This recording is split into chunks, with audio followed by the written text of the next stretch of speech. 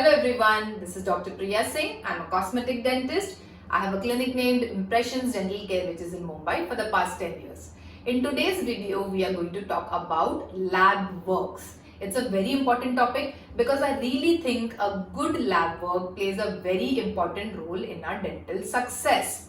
So how can we make sure that we have minimum troubles regarding our lab work and that we have good efficiency of the cap and the patient has lesser number of visits to our clinic is by selecting the best lab possible.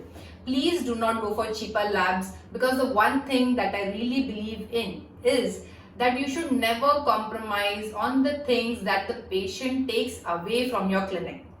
You can compromise on your disposable items, your stationery and all other things you can think of. But things the patient carries home like fillings, implants, your root canal and your dental caps or lab works should be of the highest quality possible.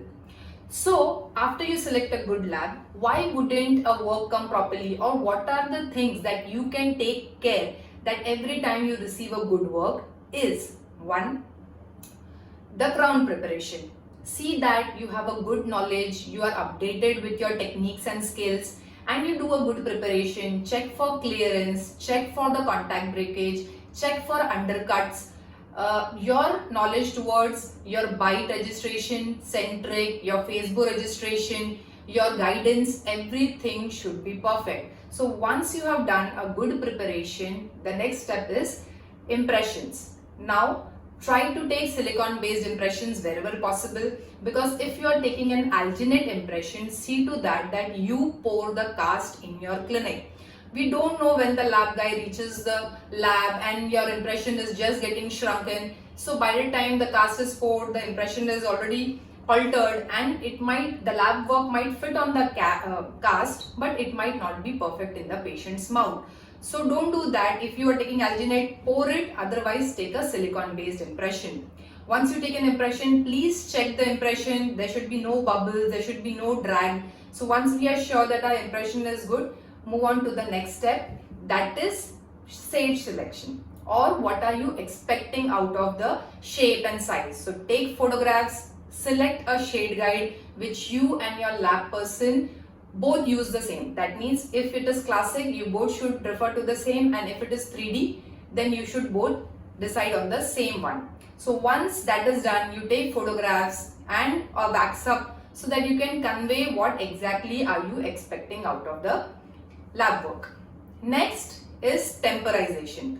See, if it is a vital teeth, obviously we want to avoid sensitivity, but even if it is a non-vital teeth and there are multiple teeth, if the lab work is taking multiple days to come back, there is a chance that the micro shifting of teeth happens and then the fitting of the caps alters. So do not do like that. If you want to save your chair time and you want to reduce the number of patients visit to your clinic, then always temporize when you do a crown preparation. So that is one thing. Check your work when you receive it from the lab. When you check your work before you do a trying in your patients, you can avoid your patient's visit. If you see that the work needs some alteration, you can send it there and then. Check it on the non-die cut cast. So you can check for the clearance, you can check for the interdental space, you can check for its shape and its anatomy. Do all that. So from your end, if you do your work properly, अगर आप अच्छा काम दोगे तो आप अच्छा काम receive करोगे. अब क्या प्रॉब्लम्स हो सकती हैं लैब के तरफ से? एक, if that lab guy has no knowledge of occlusion and bite and guidance, see that you have one-to-one talk with your lab guy and you convey exactly what are you expecting out of them. आप mounting check करिए कि उन्होंने अच्छे से mount किया है या नहीं. अच्छा, एक और चीज है कि please always take the complete impression, don't take a half tray, because sometimes the bite is different on the other side. If it's an open bite or a cross bite, many people, I don't know how much you'll save out of that. So always try to take the entire impression so the lab guy can mount it well and you will have less troubles while checking the or adjusting the occlusion. Go for CADCAM Technology, that is the latest innovation in prosthesis, and you can make sure that you have a good fit. Also check whether your lab guy is using good quality products, he is not compromising on the ceramic quality. check that he is not using too much of spacer, because even after a lot of clearance, if he is using too much of spacer, you will still have high points, you will still have metal exposures.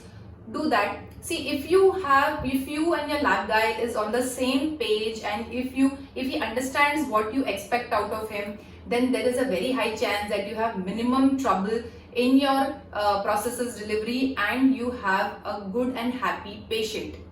Please keep in touch. Do follow my videos. Stay tuned for more dental updates.